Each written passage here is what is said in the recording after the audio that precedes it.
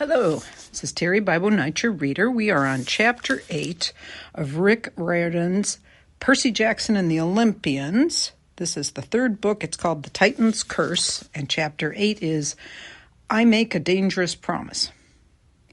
Blackjack gave me a ride down the beach, and I have to admit it was cool.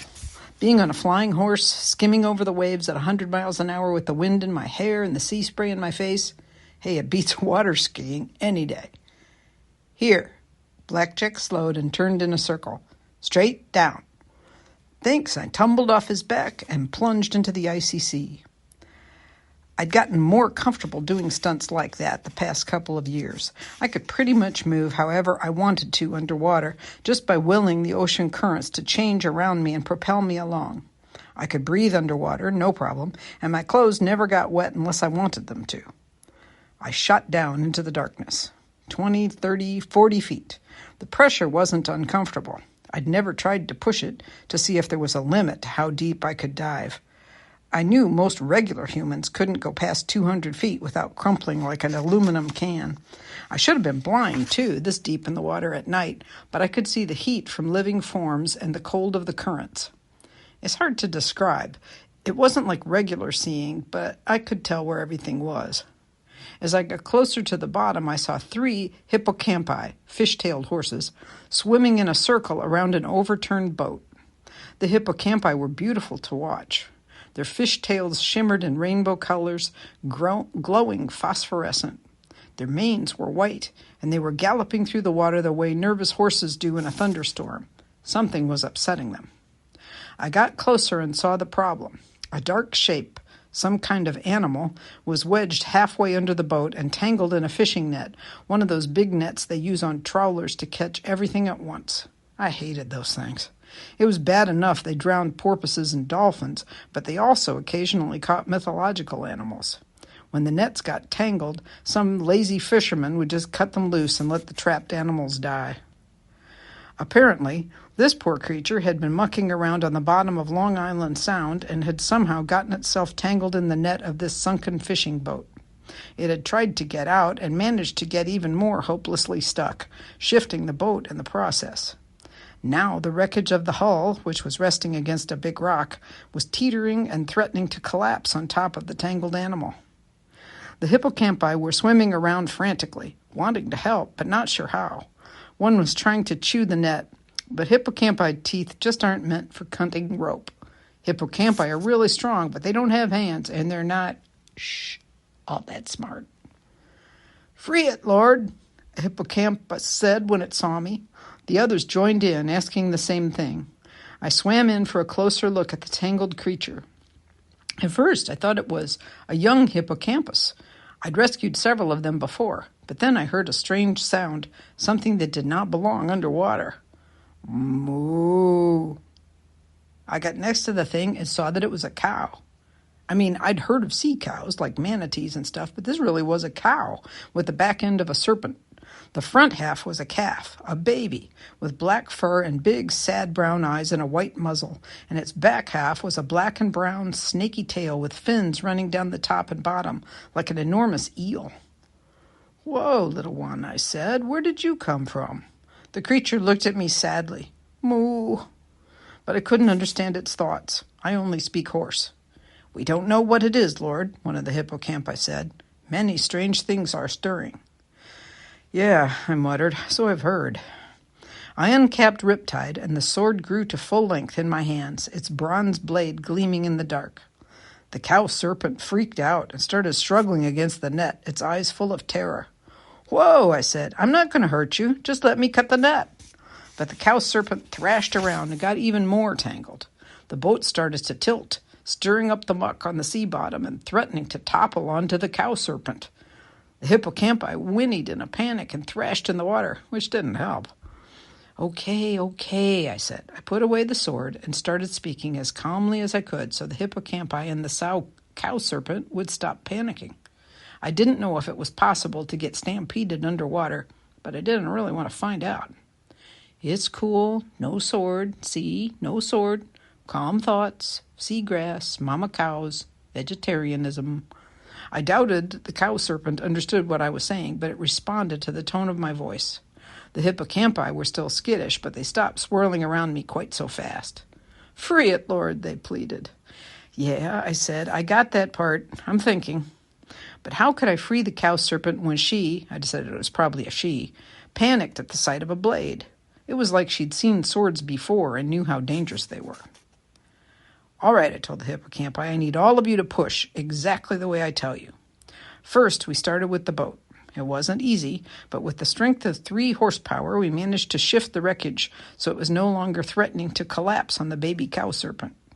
Then I went to work on the net, untangling it section by section, getting lead weights and fishing hooks straightened out, yanking out knots around the cow serpent's hooves. It took forever. I mean, it was worse than the time I'd had to untangle all my video game controller wires. The whole time, I kept talking to the cowfish, telling her everything was okay, while she mooed and moaned. "It's okay, Bessie," I said. "Don't ask me why I started calling her that. It just seemed like a good cow name. Good cow, nice cow." Finally, the net came off, and the cow serpent zipped through the water and did a happy somersault. The hippocampi whinnied with joy. "Thank you, Lord." "Moo!" The cow serpent nuzzled me and gave me the big brown eyes. "Yeah," I said, "that's okay. Nice cow. Well, stay out of trouble." Which reminded me, I'd been underwater how long? An hour at least. I had to get back to my cabin before Argus or the harpies discovered I was breaking curfew. I shot to the surface and broke through. Immediately, Blackjack zoomed down and let me catch hold of his neck. He lifted me into the air and took me back toward the shore. "Success, boss?" "Yeah, we rescued a baby something or other. Took forever. Almost got stampeded." "Good deeds are always dangerous, boss. You saved my sorry mane, didn't you?" I couldn't help thinking about my dream, with Annabeth crumpled and lifeless in Luke's arms. Here I was rescuing baby monsters, but I couldn't save my friend. As Blackjack flew back toward my cabin, I happened to glance at the dining pavilion. I saw a figure, a boy hunkered down behind a Greek column like he was hiding from someone. It was Nico, but it wasn't even dawn yet. Nowhere near time for breakfast. What was he doing up there? I hesitated. The last thing I wanted was more time for Nico to tell me about his mytho-magic game. But something was wrong. I could tell by the way he was crouching. "Blackjack," I said, "set me down over there, will you? Behind that column." I almost blew it. I was coming up the steps behind Nico. He didn't see me at all. He was behind a column, peeking around the corner, all his attention focused on the dining area. I was 5 feet away from him, and I was about to say, "What are you doing?" real loud, when it occurred to me he was pulling a Grover. He was spying on the hunters. There were voices, 2 girls talking at one of the dining tables. At this ungodly hour of the morning? Well, unless you're the goddess of dawn, I guess. I took Annabeth's magic cap out of my pocket and put it on. I didn't feel any different, but when I raised my arms, I couldn't see them. I was invisible. I crept up to Nico and sneaked around him. I couldn't see the girls very well in the dark, but I knew their voices, Zoe and Bianca. It sounded like they were arguing. "It cannot be cured," Zoe was saying. "Not quickly, at any rate." "But how did it happen?" Bianca asked. "A foolish prank," Zoe growled. "Those Stoll boys from the Hermes camp. Centaur blood is like acid. Everyone knows that. They sprayed the inside of that Artemis Hunting Tour t-shirt with it." "That's terrible." "She will live," Zoe said, "but she'll be bedridden for weeks with horrible hives. There is no way she can go. It's up to me and thee." "But the prophecy," Bianca said. "If Phoebe can't go, we only have 4. We'll have to pick another."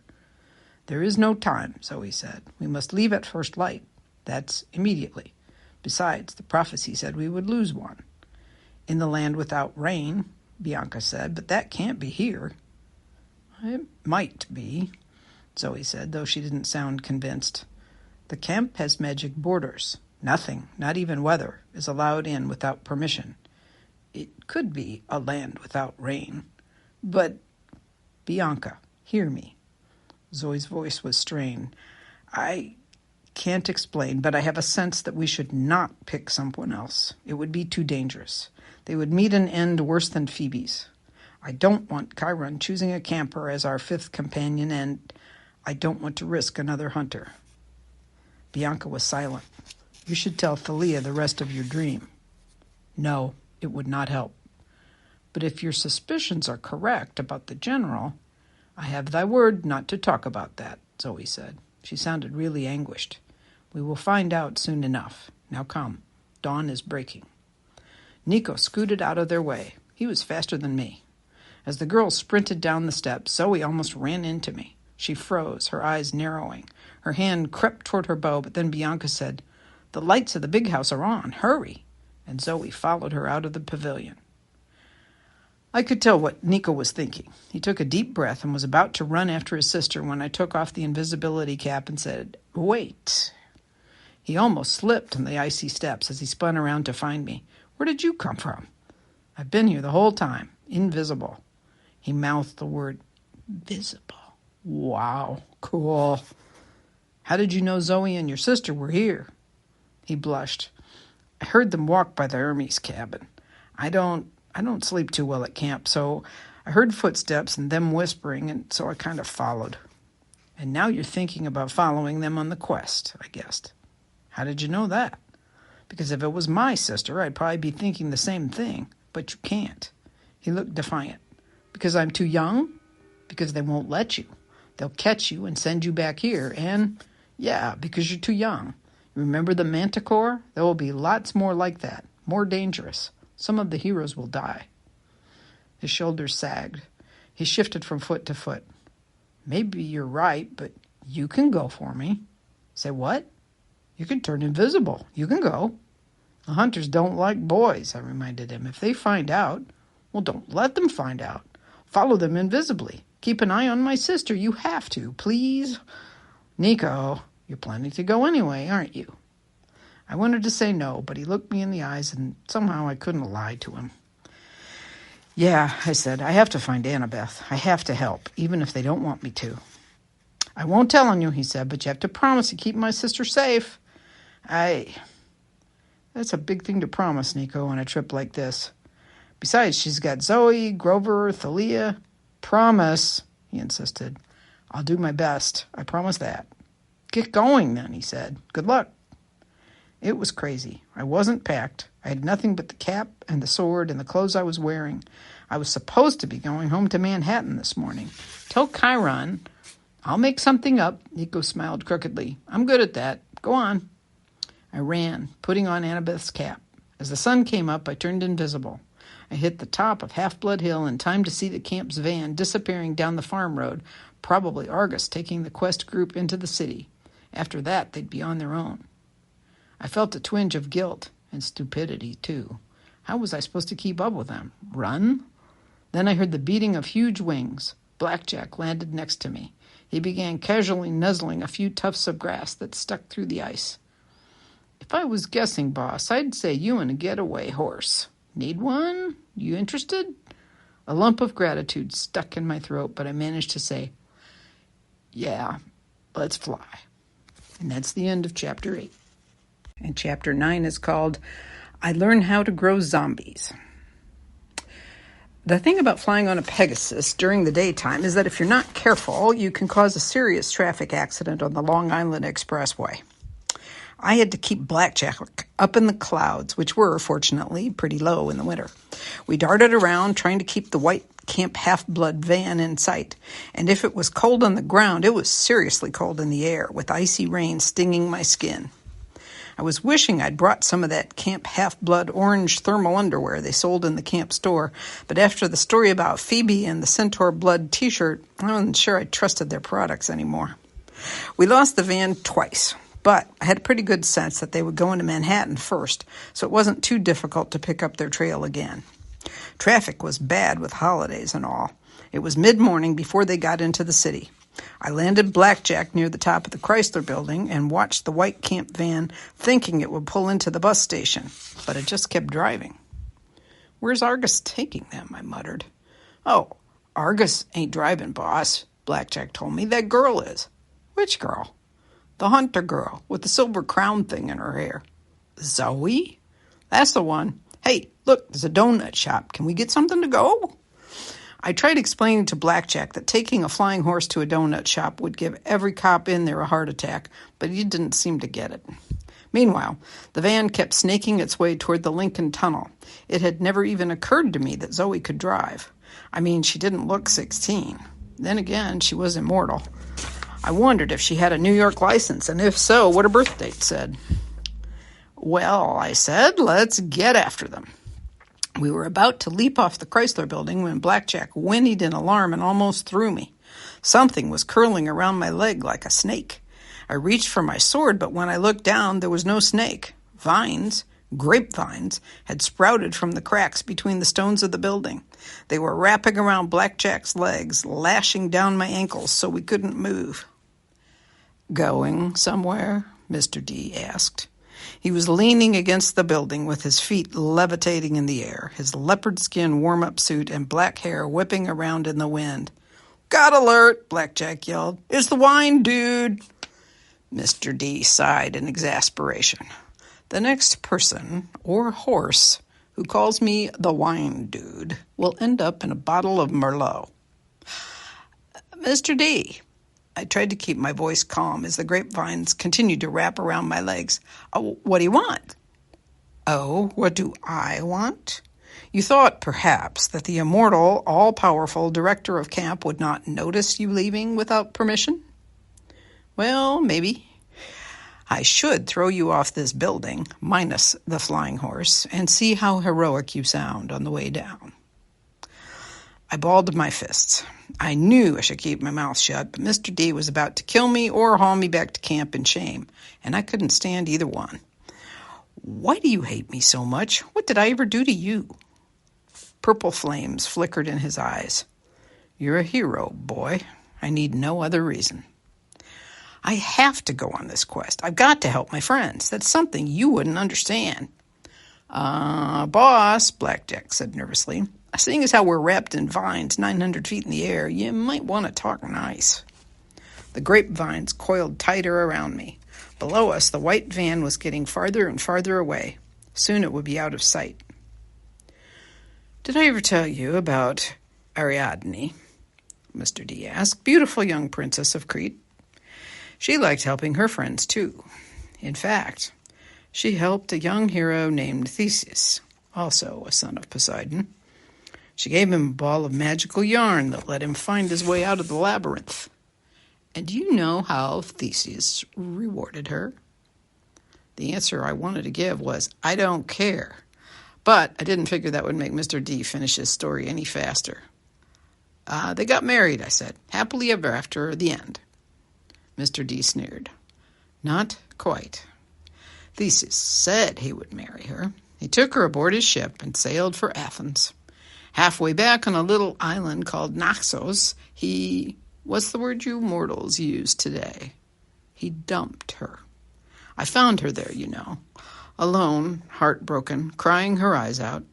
She'd given up everything, left everything she knew behind to help a dashing young hero who tossed her away like a broken sandal." "That's wrong," I said, "but that was thousands of years ago. What's that got to do with me?" Mr. D regarded me coldly.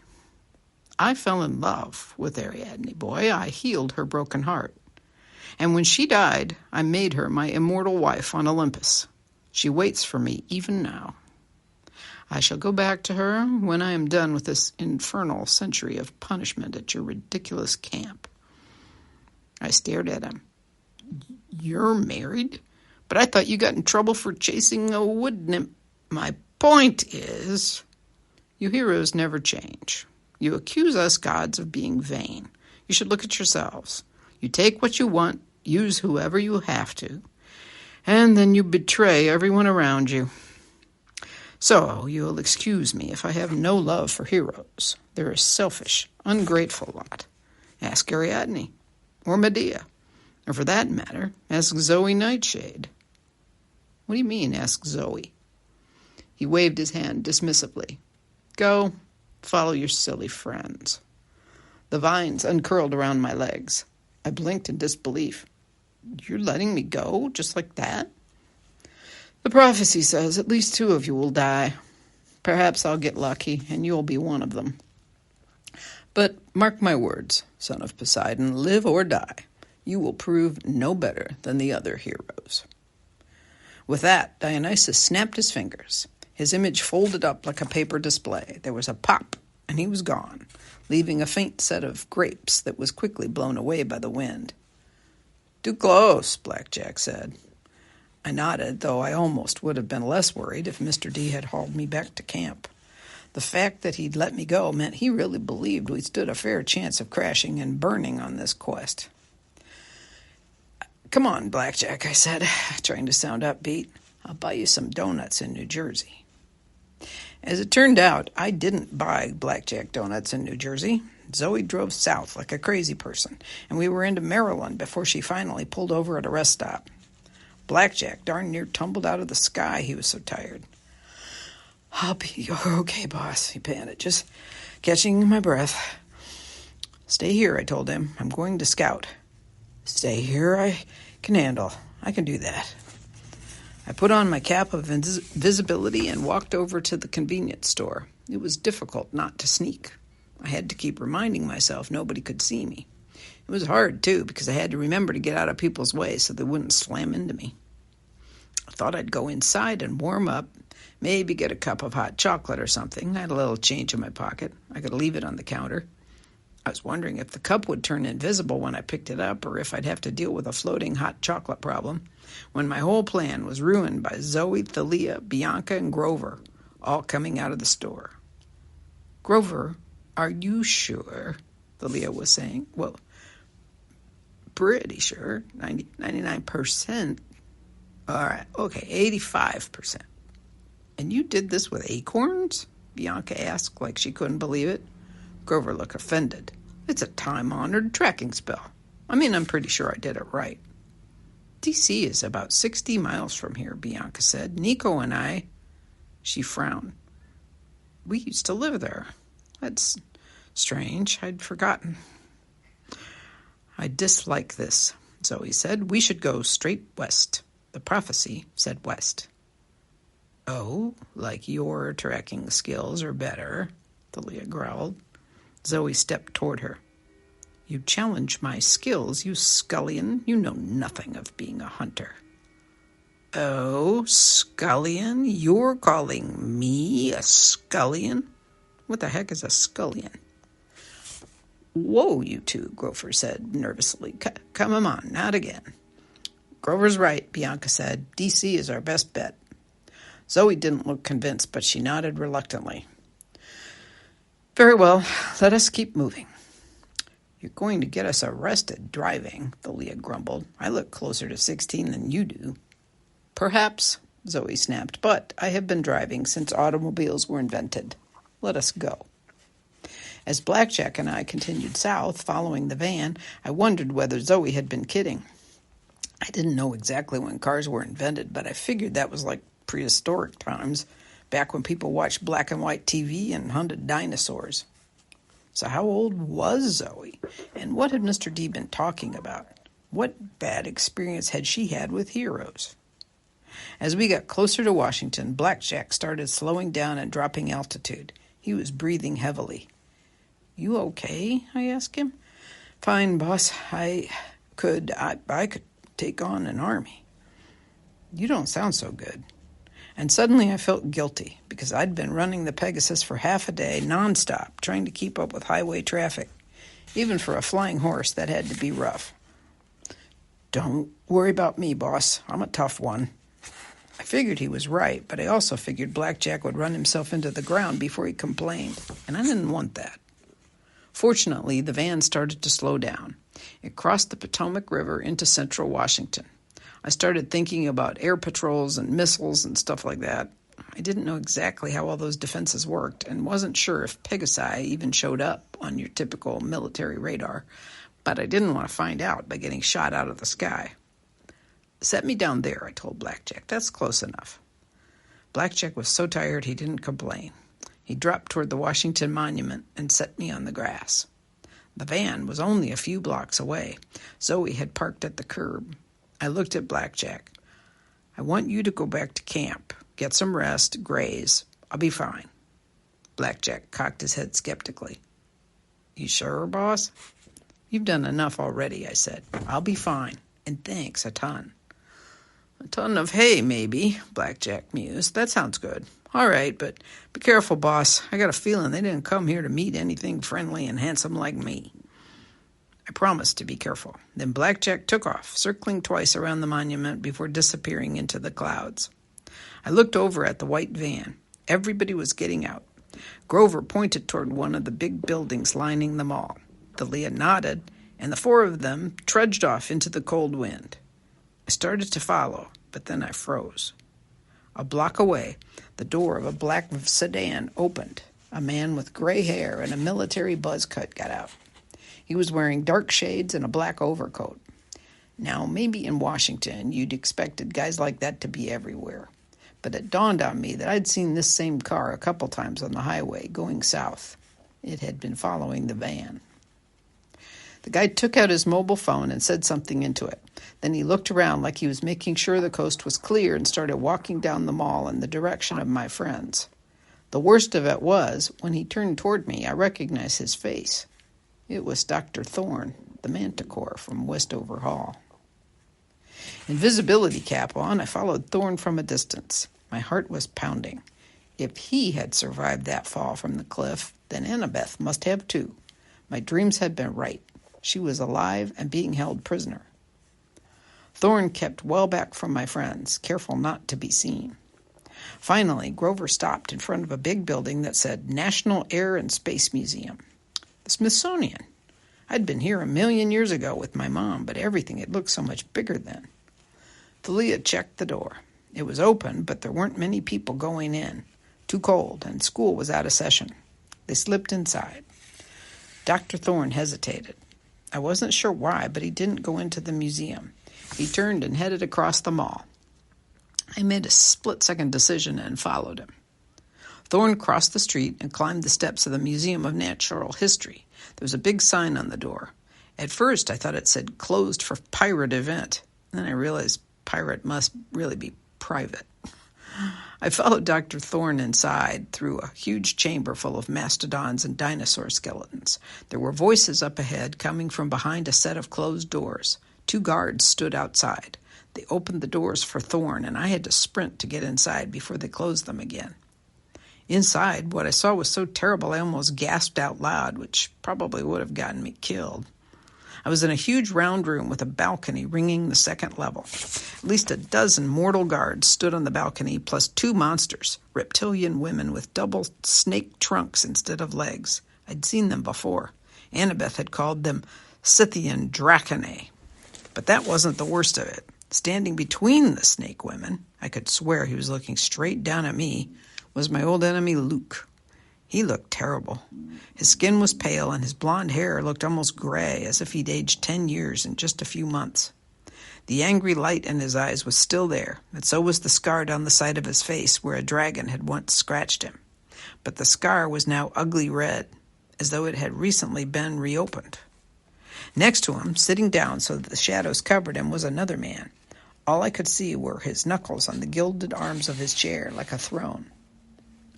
"Well?" asked the man in the chair. His voice was just like the one I'd heard in my dream, not as creepy as Kronos, but deeper and stronger, like the earth itself was talking. It filled the whole room, even though he wasn't yelling.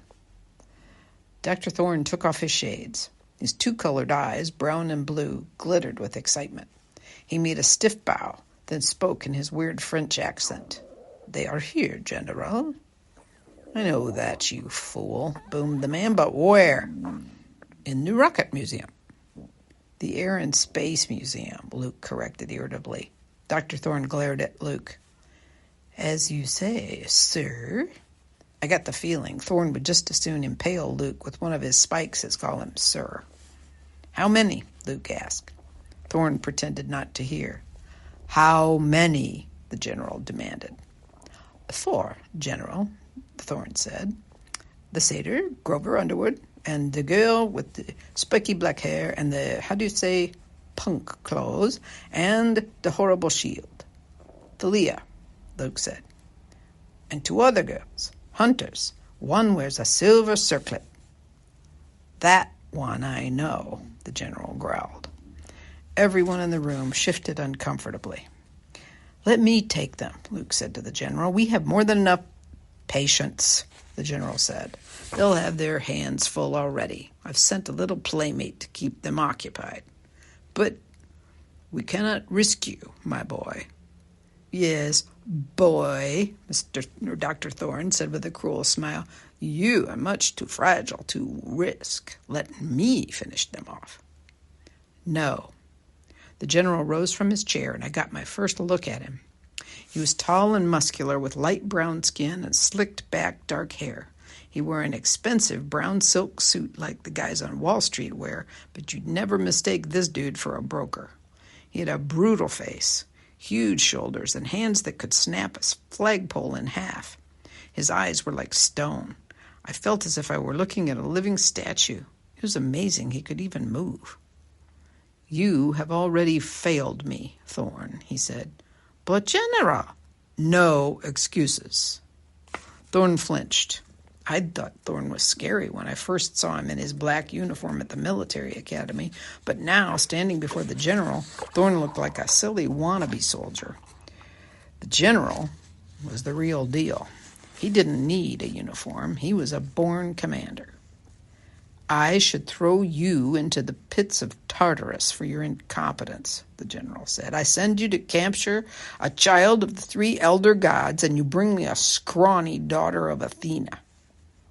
"But you promised me revenge," Thorne protested, "a command of my own." "I am Lord Kronos, senior commander," the general said, "and I will choose lieutenants who get me results. It was only thanks to Luke that we salvaged our plan at all. Now get out of my sight, Thorne, until I find some other menial task for you." Thorne's face turned purple with rage. I thought he was going to start frothing at the mouth or shooting spines, but he just bowed awkwardly and left the room. "Now, my boy," the general turned to Luke, "the first thing we must do is isolate the half-blood Thalia. The monster we seek will then come to her." "The hunters will be difficult to dispose of," Luke said. "Zoe Nightshade—" "Do not speak her name." Luke swallowed. Sorry, General, The general silenced him with a wave of his hand. "Let me show you, my boy, how we will bring the hunters down." He pointed to a guard on the ground level. "Do you have the teeth?" The guy stumbled forward with a ceramic pot. Yes, General." "Plant them," he said. In the center of the room was a big circle of dirt, where I guess a dinosaur exhibit was supposed to go. I watched nervously as the guard took sharp white teeth out of the pot and pushed them into the soil. He smoothed them over while the general smiled coldly. The guard stepped back from the dirt and wiped his hands. "Ready, General." "Excellent. Water them, and we will let them scent their prey." The guard picked up a little tin watering can with daisies painted on it, which was kind of bizarre because what he poured out wasn't water. It was dark red liquid, and I got the feeling it wasn't Hawaiian punch. The soil began to bubble. "Soon," the general said, "I will show you, Luke, soldiers that will make your army from that little boat look insignificant." Luke clenched his fists. "I spent a year training my forces. When the Princess Andromeda arrives at the mountain, they'll be the best." "Ha!" the general said. "I don't deny your troops will make a fine honor guard for Lord Kronos. And you, of course, will have a role to play." I thought Luke turned paler when the general said that. "But under my leadership, the forces of Lord Kronos will increase 100-fold. We will be unstoppable. Behold, my ultimate killing machines." The soil erupted. I stepped back nervously. In each spot where a tooth had been planted, a creature was struggling out of the dirt. The first of them said, "Mew." It was a kitten, a little orange tabby with stripes like a tiger. And then another appeared, until there were a dozen rolling around and playing in the dirt. Everyone stared at them in disbelief. The general roared, "What is this? Cute, cuddly kittens? Where'd you find those teeth?" The guard who'd brought the teeth cowered in fear. "From the exhibit, sir, just like you said, this saber-toothed tiger." No, you idiot. I said the Tyrannosaurus. Gather up those infernal fuzzy little beasts and take them outside and never let me see your face again. The terrified guard dropped his watering can. He gathered up the kittens and scampered out of the room. You, the general pointed to another guard, get me the right teeth. Now. The new guard ran off to carry out his orders. Imbeciles, muttered the general. This is why I don't use mortals, Luke said. They are unreliable. They are weak-minded, easily bought, and violent, the general said. I love them. A minute later, the guard hustled into the room with his hands full of large, pointy teeth. Excellent, the general said. He climbed onto the balcony railing and jumped down 20 feet. Where he landed, the marble floor cracked under his leather shoes. He stood wincing and rubbed his shoulders. Curse my stiff neck. Another hot pad, sir? A guard asked. More Tylenol? No, it will pass. The general brushed off his silk suit, then snatched up the teeth. I shall do this myself. He held up one of the teeth and smiled. Dinosaur teeth. Ha! Those foolish mortals don't even know when they have dragon teeth in their possession. And not just any dragon teeth. These come from the ancient Sybaris herself. They shall do nicely. He planted them in the dirt, 12 in all. Then he scooped up the watering can. He sprinkled the soil with red liquid, tossed the can away, and held his arms out wide. Rise! The dirt trembled. A single skeletal hand shot out of the ground, grasping at the air. The general looked up at the balcony. Quickly, do you have the scent? Yes, Lord, one of the snake ladies said. She took out a sash of silvery fabric, like the kind the hunters wore. Excellent, the general said. Once my warriors catch its scent, they will pursue its owner relentlessly. Nothing can stop them. No weapons known to half-blood or hunter. They will tear the hunters and their allies to shreds. Toss it here. As he said that, skeletons erupted from the ground. There were 12 of them, one for each tooth the general had planted. They were nothing like Halloween skeletons or the kind you might see in cheesy movies. These were growing flesh as I watched, turning into men, but men with dull gray skin, yellow eyes, and modern clothes. Gray muscle shirts, camo pants, combat boots. If you didn't look too closely, you could almost believe they were human, but their flesh was transparent and their bones shimmered underneath, like X-ray images. One of them looked straight at me, regarding me coldly, and I knew no cap of invisibility would fool it. The snake lady released the scarf, and it fluttered down toward the general's hand. As soon as he gave it to the warriors, they would hunt Zoe and the others until they were extinct. I didn't have time to think. I ran and jumped with all my might, plowing into the warriors and snatching the scarf out of the air. What's this? Bellowed the general. I landed at the feet of a skeletal warrior who hissed. An intruder, the general growled, one cloaked in darkness. Seal the doors. It's Percy Jackson, Luke yelled. It has to be. I sprinted for the exit, but heard a ripping sound and realized the skeleton warrior had taken a chunk out of my sleeve. When I glanced back, he was holding the fabric up to his nose, sniffing the scent, handing it around to his friends. I wanted to scream, but I couldn't. I squeezed through the door just as the guard slammed it shut behind me, and then I ran. And that's the end of Chapter 9.